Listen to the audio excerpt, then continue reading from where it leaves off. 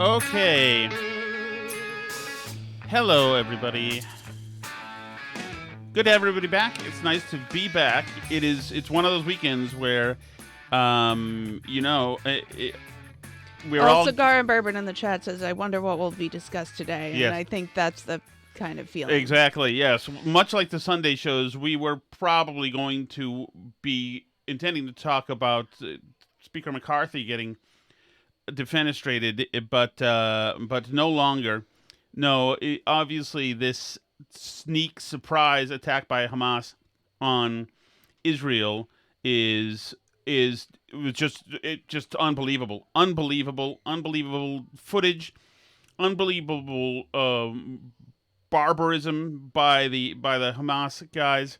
And and I remember, so I woke you up yesterday morning, kind of, and I was looking at my phone, looking at Twitter, and I was like, oh, wow, there's really bad stuff happening in Israel right now, and I feel like it took you a little bit to register what I was even because you saying. you think that, okay, they're having skirmishes again somewhere, but this is incredible. And what we have here that makes this more unique in experience is that Hamas is videotaping a lot of the stuff, videoing and publishing it gleefully, including this, which is, as a parent, probably some of the most harrowing video I've ever seen.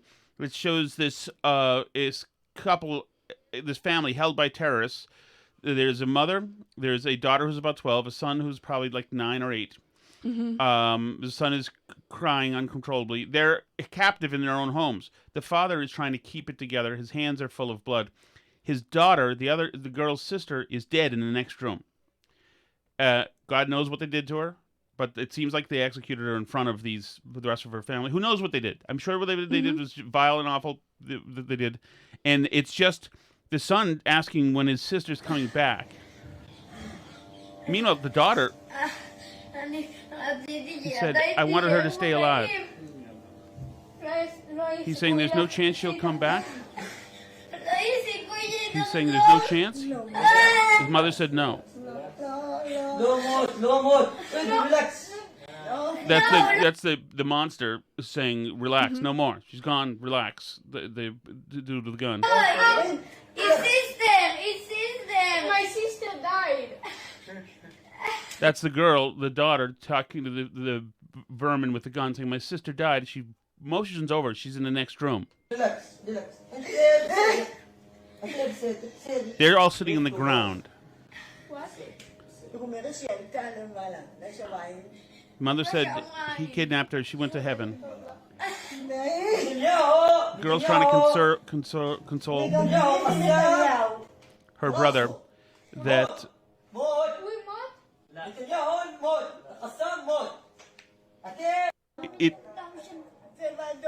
The mother's saying it can't be real. Rocket sirens are going.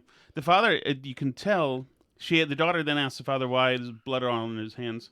I assume he was at some point trying to tend to his dying child. Yes, presumably.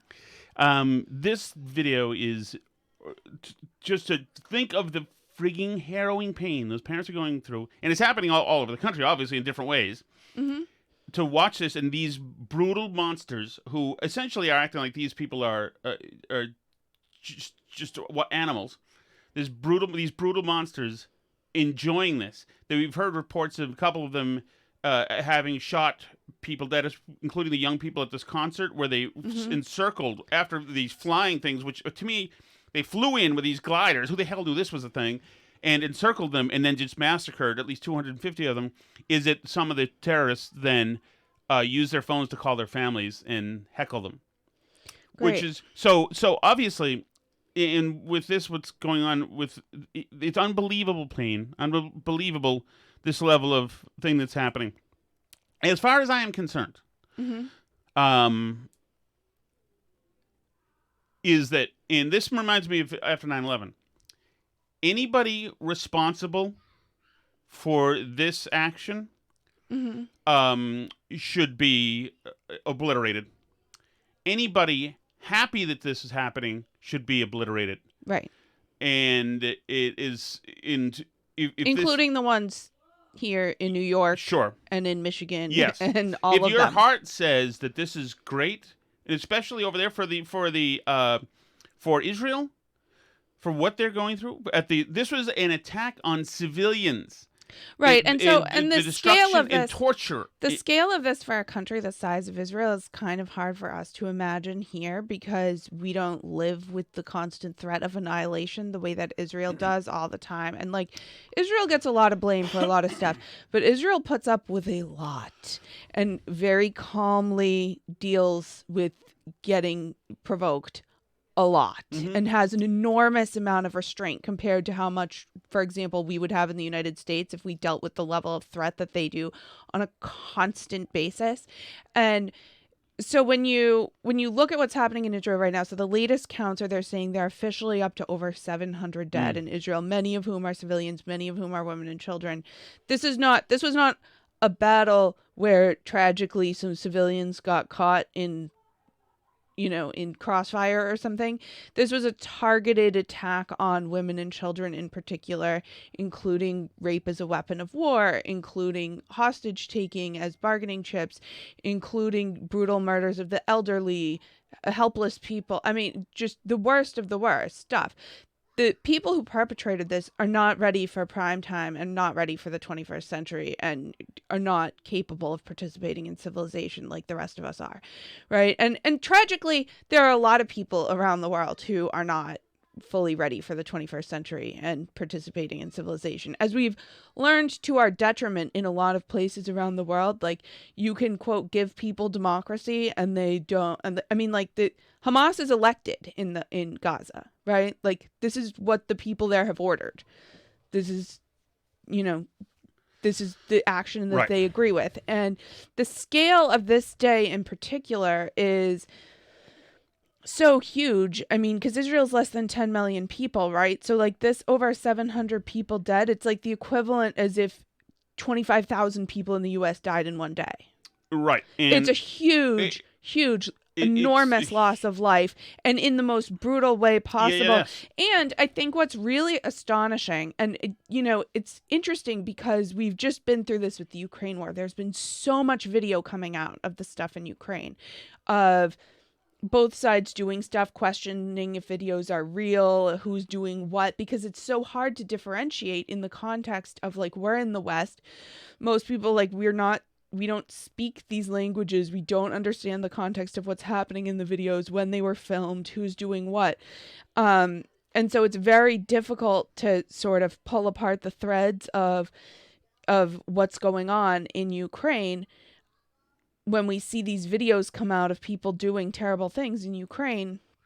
But that being said, in Ukraine, both sides are trying to look like the good guys for a Western audience, right? The Russians and the Ukrainians are both calling each other Nazis, both calling each other names, both accusing the other side of committing atrocities. Here, that's not what we're seeing. This isn't Israelis putting out videos and saying, look what these people are doing, they're committing atrocities. This is the people doing the atrocities putting out the videos and saying, look, isn't this great? Aren't we awesome?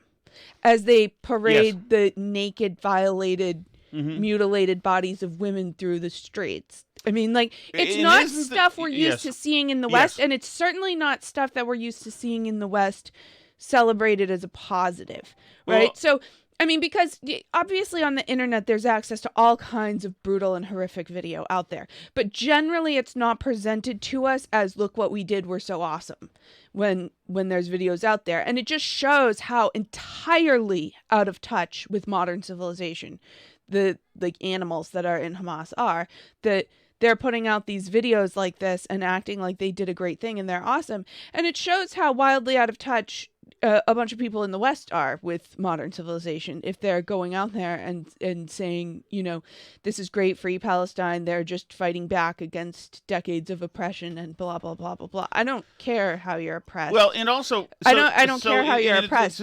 It's not... There's something in just the imagery of it even more sinister in that, like you said, these girls, many of these girls who were seen, were at this concert for peace, who probably sympathize with Palestine and want peace, and dressed in their cute girl club clothes when these animals got to them, found them isolated, raped them, and mutilated them, killed them, and then showed the world. Like if in the United States there's a concert and a 22-year-old concert goer is kidnapped, raped, and murdered, that person's considered a freaking monster beyond belief.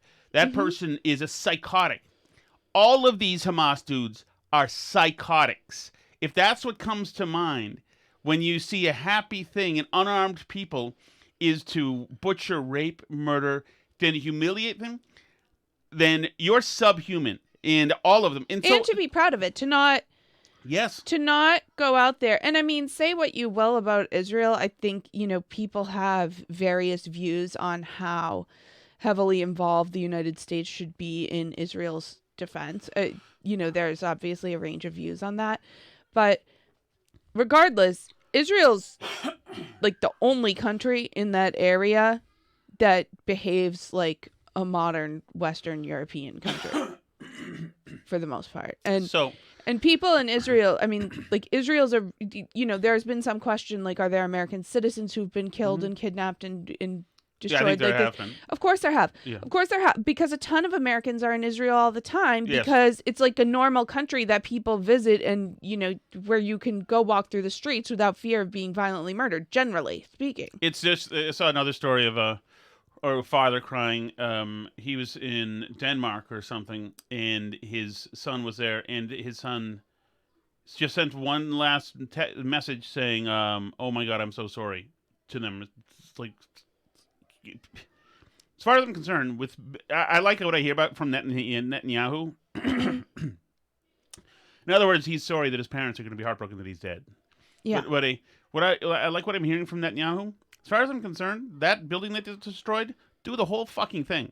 I do not give a shit about these cackling freaking hyenas who are laughing and jumping up and down because they killed a bunch of innocent people. I have not one bit. The same way I had no place after 9/11 for anybody as a matter of fact, in Palestine, as a matter of fact, who were jumping, laughing up and down when they saw the towers go down. All of you who like that stuff and think it's great, you can burn in hell. And BB, let it roll, baby.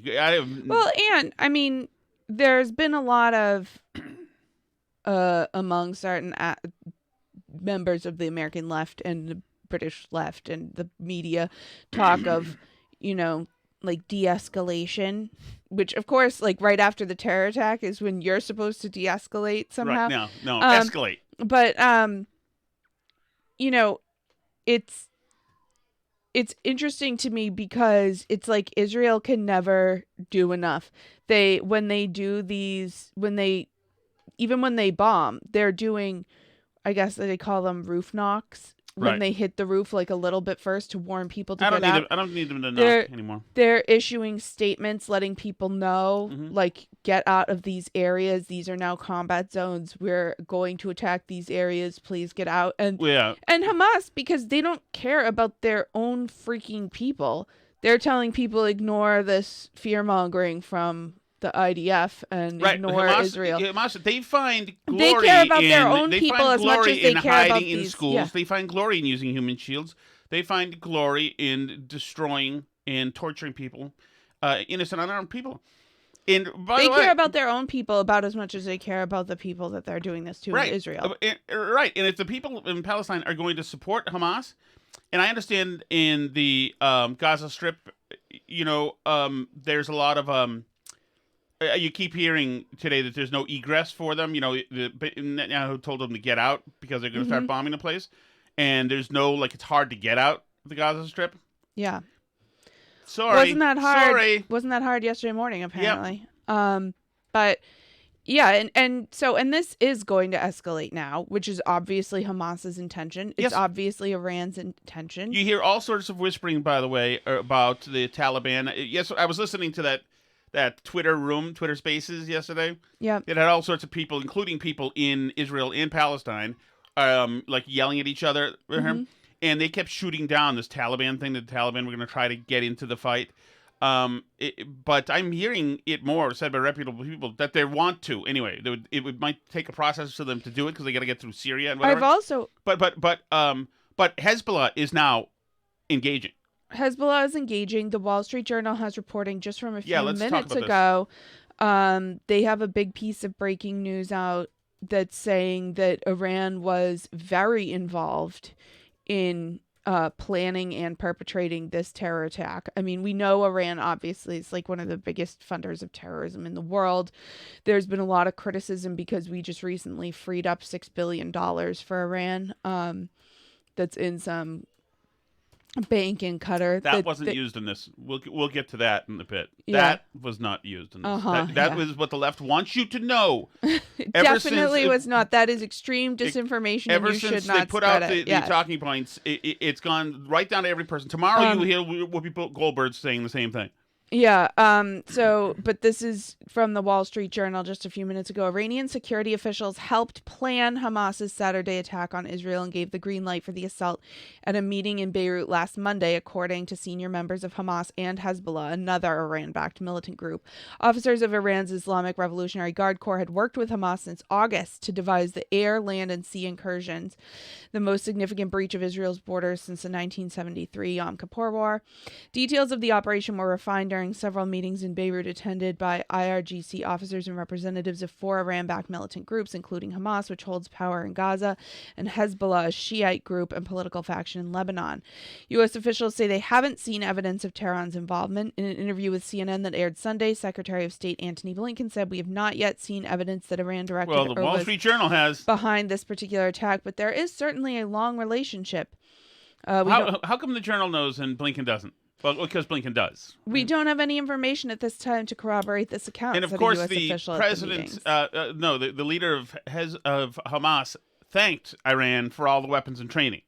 Right. There's also, and I don't know enough about weapon types and whatever to corroborate this or not, but I have seen people saying on the internet that that the weapons in these videos are in some cases American weapons, whether they are American weapons that were left in Afghanistan or whether they are American weapons that were given to Ukraine and then resold because the Ukraine Trapper Keeper is going to be a thick one tomorrow. I can tell you that. So that's a big question too. Like I said, I don't know enough about the different types of rifles to know what I'm looking at, to know if it's an American M4 or not. But that's what some people on Twitter have said. And then, let's get back to this $6 billion, of course, which the Biden administration was warned at the time. There's articles going back months telling about how they were going to do this prisoner swap with Iran and free up this money to hold in a bank in Qatar for Iran so that they can use it to buy humanitarian supplies and food. And they were warned repeatedly that this would allow Iran to fund more terrorism. And despite being warned that, despite Trump as saying a matter of fact, that the president of Iran said in an interview, actually we have it here, sorry. Trump truthed this out like a month ago too, on 9/11 actually. He said, "I can't believe they're doing this prisoner swap, Iran's going to fund more terrorism with this money." And the president of Iran said that they'll use it any way they see fit. Right. So this was the acknowledged effect that this money would have by everyone in the lead up to them giving out this money. And they did it anyway. And this immediately happened with Iran-backed terror groups. And now they've immediately all run out. All the official Biden spokespeople have all run out and said that's absolutely disinformation. They haven't even taken the money out of the account yet.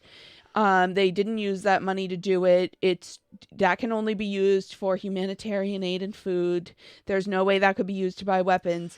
So that's a good point for us to stop spreading misinformation. Right. So that's a good point for us to get to some of this audio. So this is Kristen Welker in Meet the Press with Tony Blinken today, talking precisely about this. Republican candidates have been criticizing that's what I wanted to say. I'm sorry. I wanted to say this. Listen to the media, how they're trying to spin this. The cuteness of the media. Republicans say. Right. You know what the Republicans are saying? She's not asking the question directly of him. It's, by the way, these really cynical people are saying, this is going to happen a lot in this interview. You know, Republican candidates have been criticizing the administration for the deal that you just struck with Iran to release 5 American detainees in exchange for some Iranian detainees, as well as releasing $6 billion. Your officials have already said Iran has not yet seen a cent of that money. But how do you respond to Republican critics who say that that deal funded the attacks on Israel? It's not me saying it. Well, obviously. It's very unfortunate that some are playing politics at a time when so many lives have been lost and Israel remains under attack. Here are the facts. The facts are that these were not U.S. taxpayer dollars. These were Iranian resources that it had accumulated from the sale of its oil that were stuck in a bank in South Korea from day one, under our law, under our sanctions, going back many years. It's always had the right to use those funds for humanitarian purposes, for food, for medicine, for medical equipment. The funds were moved from one bank to another where it could more easily do that, but under the close supervision of the U.S. Treasury Department. Mr. Secretary, I don't want... No, it's important. It's important to get these facts right, because here's what's going on. Again, not a single cent has been spent from that account. When any money is spent from that account, it can only be used for medical supplies, for food, for medicine. And those who are saying otherwise are either misinformed or misinforming, and it's wrong either way. Now, Kristen Walker doesn't want to have to double back to him on this, but she does. But there's too obvious a response. She can't. But not directly. She's going to get you somebody else's argument. What do you say about the argument that money is fungible? So Iran may have known this money. I love that too. But what do you say about the argument that money is fungible? This theory that money is fungible. Some people seem to think money is fungible. I don't know if you've heard that. What do you say about the argument that money is fungible? So Iran may have known this money is coming and used other funds to help fund this attack that happened. Iran has unfortunately always used and focused its funds on supporting terrorism, on supporting groups like Hamas. And it's done that when there have been sanctions. It's done that when there haven't been sanctions. And it's always prioritized that. And again, well, if it has, then why would we be routing money towards them? Right. If they're all, no matter what, they're always using stuff on terrorism. So it doesn't matter what money we give or what bank it's in. They always just use it on terrorism. Well, then why? Then why are we freeing up their $6 billion again? Remind me. Sorry, they're just unreliable SOBs, backstabbers. They are. Well, then why are we trying to make deals with them? Why do you love them so much? Right? Why? I come back to the proposition that these funds have always been, under the law, available to Iran to use for humanitarian purposes. Then what needed to be released? I don't understand. Then why do we have to do the thing with the South Korea thing and the money in the Qatar bank now and all that? It's a absolute horse. I mean, ridiculous, pathetic. It is funny too because, you know, the whole thing where it's like, what do you say about the argument that money is fungible? As though that's like the whole purpose of what money is. That's how money is defined. It's a medium of exchange that can be used for anything. So when you give people money, they can spend it on whatever they want, you know? And when you give people money that can only be used for a specific purpose, like food, then they spend their other money on the stuff that they want, which is the point. I mean, anybody who's ever dealt with someone who's like a drug addict or something knows this, that if you give the drug addict a McDonald's gift card to buy dinner, the drug addict is then going to go use his other money that he had in his pocket to go buy drugs that he wouldn't have bought anyway.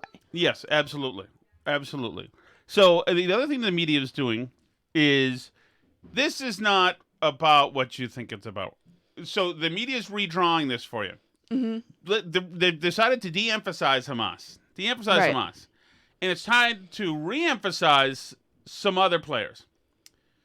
First of all, Netanyahu. Mm-hmm. Second of all, Republicans in Congress. Right. That's what happened in Israel. Mm-hmm. Netanyahu and Republicans in Congress attacked that concert. The surprise factor, the intelligence failure, clear in Israel, potentially because of its domestic problems, the big divisions for a year, those protests, which affected the intelligence community and the military as well. It's a big distraction. The possible distraction here, our own divisions here in the U.S., not focused on that. So we're not only victim blaming, it's because they had strife in Israel. So, I mean, that's who did this. And it's Republicans in Congress. Right. See, divisions. There shouldn't be divisions Republicans should just start thinking and acting like the Democrats.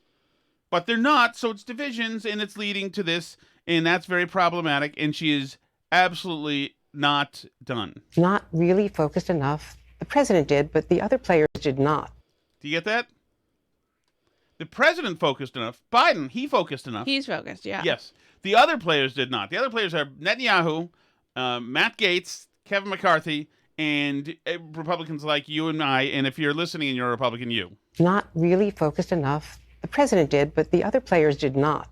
Not focused enough on the Palestinians. Their grievances, which had been exacerbated under the Netanyahu's right-wing coalition. So there was violence on both sides escalating in the last year. How do you like that one? There was violence on both sides. Violence on both sides, of course. Here, I'm sending you a couple. These were back in September. You can see, I'm just going a little. Well, let me continue with this. Okay, go ahead. Here's Kristen Welker. This is beautiful. So it's not just Netanyahu who did this, and Republicans in Congress. What other singular figure is responsible for this attack? Trump. Correct. As I was discussing with Ambassador Nikki Haley, the fact that settlement houses have expanded thousands under former President Trump. Yes, absolutely. Under Trump, settlements have been expanding. They had to kill everybody at that concert. Yeah, and it's weird. Once again, like with Ukraine, apparently this is all something that Trump did when he was president 3 years ago, but weirdly didn't seem to actually happen until Trump hadn't been president for quite a while. Right. Yeah. Right. Like, just like with Ukraine, where people will say, like, oh, it's because, Trump was too nice to Putin and allowed XYZ that Ukraine got invaded. It's weird how Putin waited until Trump wasn't president to invade Ukraine, though. It's weird how Hamas waited till Trump wasn't president to attack Israel. It's funny how that happens, because it seems to me Israel's security was doing pretty well under Trump, no? Yes, it does, as a matter of fact. Even when we dared to move the embassy, oh my goodness. But this Kristen Welker, who's the host of Meet the Press, she gets increasingly whiny. And it's more, look what the divisions in our politics that we have here. Look at Bibi. All the settlements increased. That was under Trump, too. Things are so bad. There had to be a massacre at the concert. There had to be. Andrea talks about the instability, those protests in Israel over the proposed judicial reforms by Prime Minister Netanyahu. You gotta bomb them. There's the judicial reform thing going in. What was Hamas supposed to do? Come on, you gotta, take a glider attack vehicle into the concert and blast people. You have to. Well, yeah. And there's actually, in a cut I just sent you as well, too, this MSNBC Matt McBradley one, where because there's so much ignorance going around, and I'm not going to pretend to be an expert on Israeli and internal politics because it's very complex, and obviously I'm way outside of it, so I don't know that much about it. But for people to imply, too, that this is somehow like positive for Netanyahu or good for him or something, right, like this MSNBC cut that I just sent us from yesterday too, is so ignorant. This is actually this has been really bad for Netanyahu and his government, because it's such a massive security failure, and there's a lot of question right now. Of course it is. How did this happen? Like, how did the Mossad miss this? How did the IDF miss this? Like, what happened? It's good for him to coalition build the war effort. But other than that, no. He's going to feel... I mean, a lot of people dropped the ball. But here's Kristen Welker telling you once again who really did this. Andrea talks about the instability, those protests in Israel over the proposed judicial reforms by Prime Minister Netanyahu. We are seeing instability right now. I was just talking, obviously, to Congressman Matt Gaetz about it and asking him, what can Congress do if Israel asks for more aid? Talk a little bit about your reporting. Is Congress in a position to deal with this crisis, both in terms of intelligence briefings and in terms of providing any more aid if asked? See, we're such a mess here. He essentially says no, but look how badly we're broken here. I mean, people see that, and they're essentially, all these women are crying on each other's shoulders, trying to say, you see, I haven't heard the word Hamas said yet. It's possible that there are some people who are actually just human-sized cockroaches who are murdering people. I think that's the problem. I think that's the problem. I don't think it's the fact that Matt Gaetz and Kristi Noem or whatever her face was, Nancy Mace got together and tossed Kevin McCarthy, is the obvious inciting incident that's going to get everybody going here. There's not even an ambassador confirmed, and these tensions go back decades, years. Oh, my God. The crying. There's not even an ambassador. The tensions go back decades. I was almost tempted to get into one of those gliders with my AK-47 and shoot concert goers because there's not even an ambassador. What is Hamas supposed to do? What are these Palestinians supposed to do? Right. It's like, because Joe Biden's lost his mind and, Hunter's around the house with his cocaine, commander had to attack 26 people. There's instability in the White House. They had no choice. Peggy Noonan, who used to have a sound mind, gets right in on this action. Oh, God, yes. And it all takes place within the context, what's happening now, of what we are discussing. A sense of civic instability in Israel. A sense of civic instability in Israel? Weren't they just massacred and now are at war because of it? Right. They just needed some civic stability in now, because see what happens when you guys, that's right, then people have to come in your kibbutz and kill everybody. That's just how this is gross. Like, are they really saying this? This is freaking gross. I do think that this is also a matter of them studying all week to slam Republicans in Congress. And that's all they've got in their minds. And now it's Sunday. And Netanyahu, who they see as the equivalent of Republicans in Israel, because they have to try and map American politics onto everything that happens in the world, because they can't fathom that everything's not about them and their little petty political feuds. Exactly. The controversialness of Prime Minister Netanyahu, his decisions, the whole sense that country is going at itself. His decisions, the controversialness? Wait a second. This is like 9/11 just happened. And we're doing a forensic audit of what they did to deserve it? Right. I mean, come on. Controversialness. Netanyahu's pretty controversial. I don't know. I mean, but it just tells you. You gotta blow up the concert. It just tells you that, if this were to happen here, which we keep our border completely open and don't vet anybody coming in now, apparently, that if something like that were to happen here, that kind of terror attack, then they would absolutely jump right to that. Oh, totally. That they'd absolutely jump right to Matt Gaetz and Trump caused and plus so much division. And plus so MAGA Republicans bringing up the temperature. It's bound to happen. Yeah, they'll immediately point the finger at that, no matter where it happens in the world.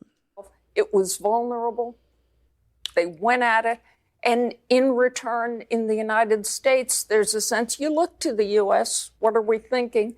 And there was, unfortunately, this week, that awful chaos on the House where I'm sure Hamas was watching the speaker nullification vote or whatever the stupid thing was. Right. And they were like, you know what? Now's the time. You know what? I was going to go to Whole Foods and get some seedless watermelon, but instead I'm going to go jihad, everybody. We were going to work on building a productive country where, our children have schools and people have hospitals like other people do in other countries. We were going to have like a normal civilization and be normal and not rape and kill a bunch of innocent civilians. But because Kevin McCarthy got voted out as speaker, now's the time to strike at We needed Israel. him in there. I mean, like, it just parties. makes no sense whatsoever. Looked like it was being taken over by flakes and eccentrics. And is everybody morning drinking there? It sounds like this melodramatic drunken Chablis festival. Didn't look too stable either. So a difficult time, which adds to this difficult moment. First of all, everything they said was speculation. Right. And totally whole cloth. Yeah, Hamas noticed the world's, you see, we need normalcy in the way we want it, in our beltway and in our dinner parties. And if there's not, everything deserves to happen that's bad. Yeah, no wonder it happened. There were totally flaky people in Congress. Totally flaky.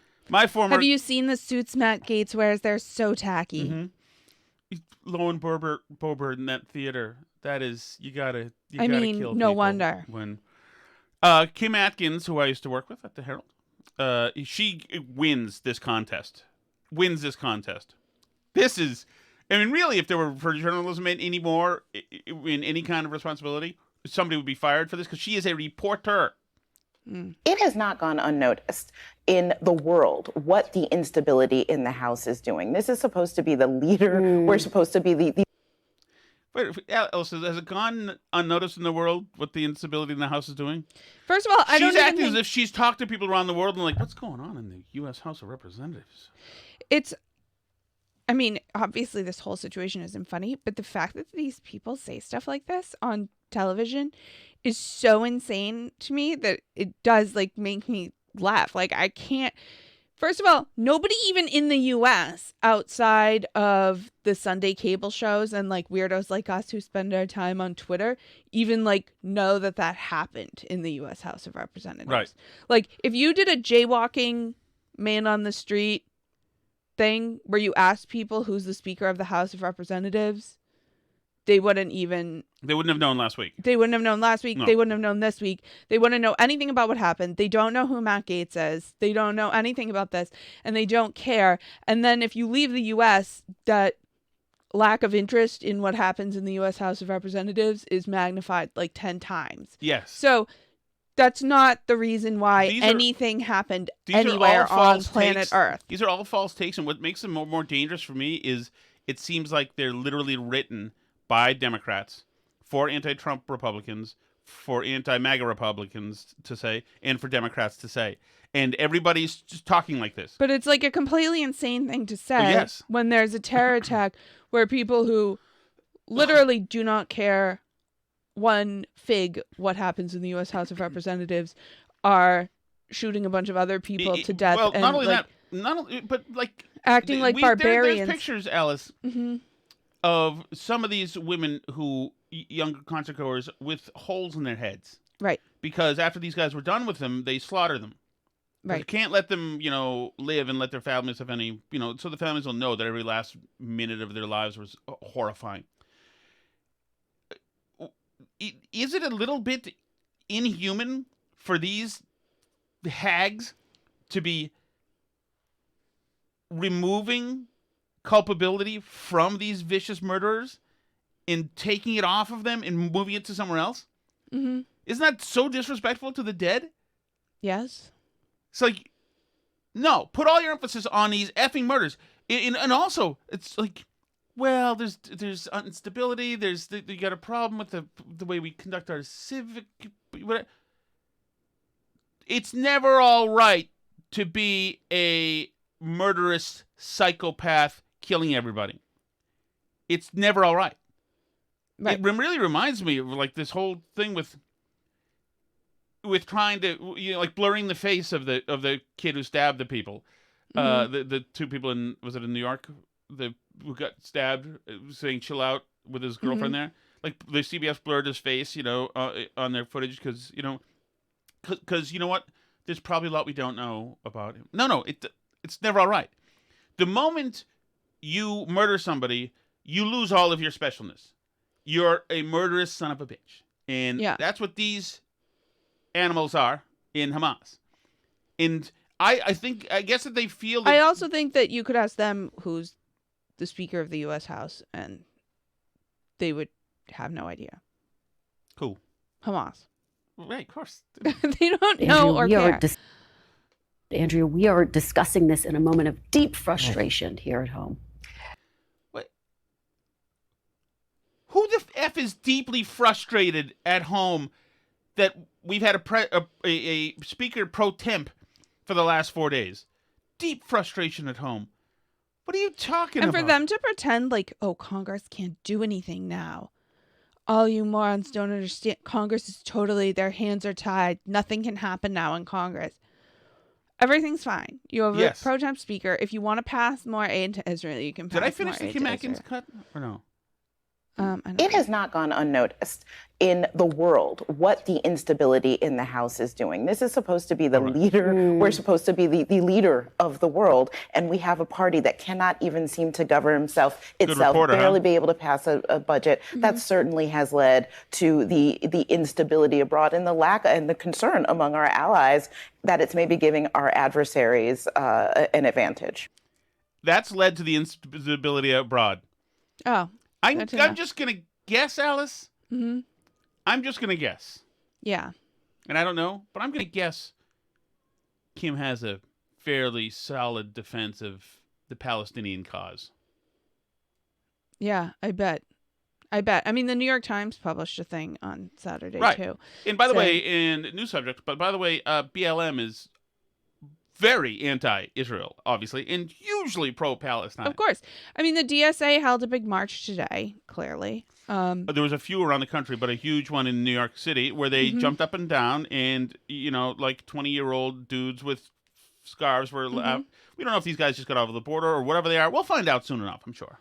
Yeah. Obviously one in D.C. outside the White House. You think Merrick Garland's FBI is going to roust a lot of these folks? No, they're not going to look into any of these people at all. And it's interesting because clearly the contingent that is for what happened in Israel this weekend is much, much bigger than whenever they're able to find some of these weird fringe neo-Nazis that there's like 6 of them that are willing to go do a standout with signs somewhere in Florida or whatever. Yes, great and point. Like comparatively, the amount of news coverage that it gets, that we have huge populations of people who think what happened to a bunch of innocent civilians in Israel is awesome and great.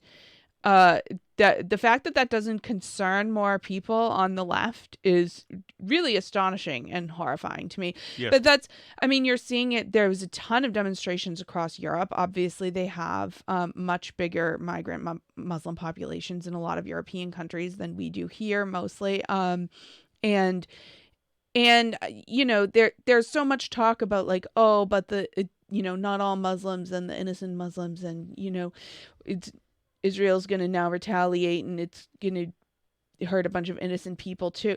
Yeah, like there's times like when we firebombed Dresden that hurt a bunch of innocent civilians too, but we also had to firebomb Dresden because there were actual Nazis there, and there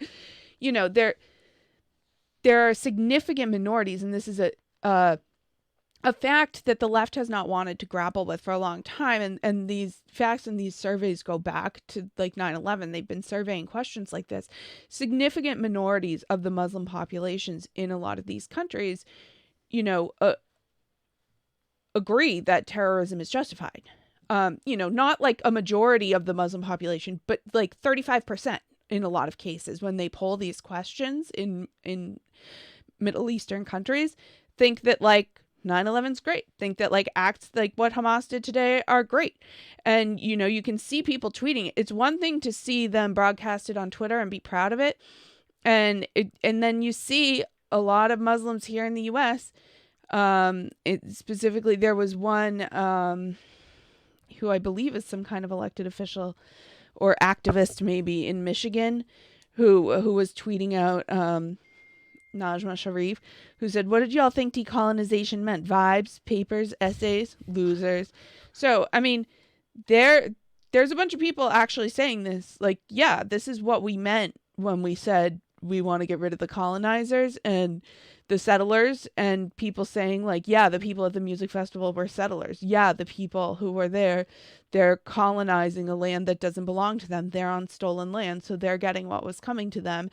And it reminds me a little of like the defunding the police debate, because for the longest time we were told that like, oh no, defunding the police doesn't really mean defunding the police. It means we're going to like shift resources into education and social work, and we're going to do XYZ. It doesn't really mean we're like just not going to handle crime at all. That's not what defunding the police means. And then they went to, oh, but defunding the police actually does just mean defunding the police. And it's the same thing with this. When we said decolonize, when we said, we're going to get rid of all the settlers and the colonists are bad and you're all on stolen land, we didn't really mean that we wanted to genocide you and kill you to get you off the stolen land. Until it happens, and then they go, yeah, this is what we meant the whole time. Duh, obviously. Yes. What did you think we meant? And I think, especially this weekend, happy Columbus Day, guys. Like when that's right. When That's we're right. decolonizing the holiday weekend by calling it Indigenous Peoples Day, and you're not even allowed to say Columbus anymore, and we get told that we're on stolen land. We're supposed to announce that we're on stolen land all the time. Yes. We're supposed to already be pleading guilty in this trial of the Yes. stolen land that we've been having. We're the colonizers, we're the settlers. No. Of course we don't mean we want to eradicate white people. Of course we don't mean we want to kill you and drive you off this land. Until they do. Because clearly some people watched what happened in Israel this weekend and said, yeah, that's how you deal with colonizers. Absolutely. And so pay attention when they're calling you a colonizer and these videos come out. That's what they want to happen to you and your family and your wives and children and your grandmother and everybody else. Yeah, and I think we're seeing more extremism that's never talked about happening. But I mean, that is frankly what a lot of the indigenous people of the Americas were like also before they were colonized. Of course, were similar levels of barbarism and everything else to what we just witnessed in Israel this weekend. Yeah, the last cut of that is just them saying they're worried because this is bad for Joe Biden. Andrea, we are discussing this in a moment of deep frustration here at home. Deep frustration. This is not. Andrea, Sorry, I can move it up here. Deep frustration. This is not good for President Biden, Not for the good. administration, in any context, because it's an unexpected event. Jake Sullivan only a week ago was saying that the Middle East is quieter. He said, unless something else happens. Well, something else did happen. It sure did. It's not good for Joe Biden. Don't you see? This is pretty serious. I mean, I think there's truth to that too, which we can discuss more if we are. We going to jump over to a Patreon show? Yeah, should we use those cuts over there? Yeah, we can do more in the Patreon show. Should we skip the chat today? Just because I don't think the messages are going to be related to, and I think it's a little bit of a non sequitur. Should we save it for tomorrow? The chat. Yeah, I think so. Okay, so we have leave your messages. Talk about. Yeah. Anything, but I don't think we're gonna do Taylor Swift messages today. It's a tough one. Yeah, but I'll go through them for tomorrow, and then obviously anything goes. But yeah, I want to talk more about this on the other side. If you are watching on Patreon, just stay there because we're gonna do that Patreon show. If you want to join for that, that's patreon.com/burnbarrel. You can join for live streams and the chat, and you can get a little bit of extra content each week. You can also, of course, listen to the show for free at burnbarrelpodcast.com. There's links to a bunch of different places where you can listen, wherever you like to listen to podcasts. Videos are on YouTube, Rumble, etc. C'est la vie.